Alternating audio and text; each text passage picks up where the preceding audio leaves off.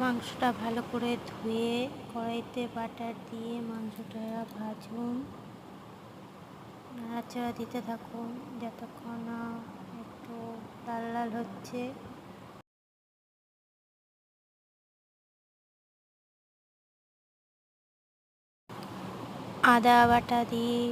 আদা রসুন বাটা দিয়ে নাড়তে থাকুন, একটু লবণ দিয়ে নাড়াচাড়া করে নিন।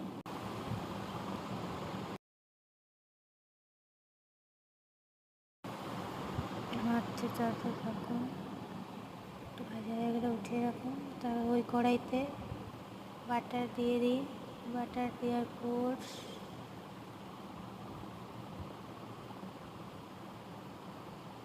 একটু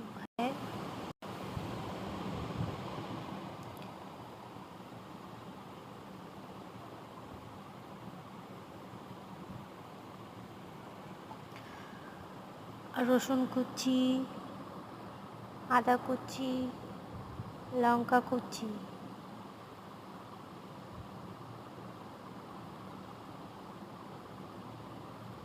একটু নাড়াচাড়া করে একটু ভালো করে ভেজে নিয়ে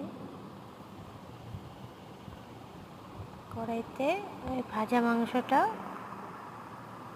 দিয়ে দিন।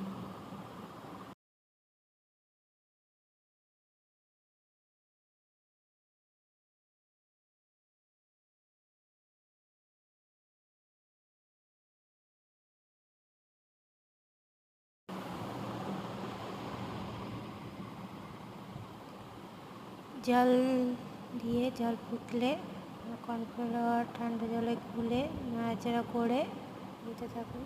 নাড়াচাড়া করার সময় একটু নাড়াচাড়া করতেই থাকতে হবে, না হলে কর্নফ্লাওয়ারটা এক জায়গায় জমা হয়ে যাবে। ভালো করে নাড়তে থাকুন।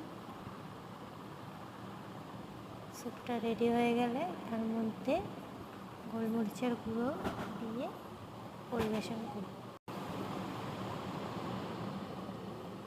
ভিডিওটা ভালো লাগলে লাইক, কমেন্ট, শেয়ার করতে ভুলবেন না।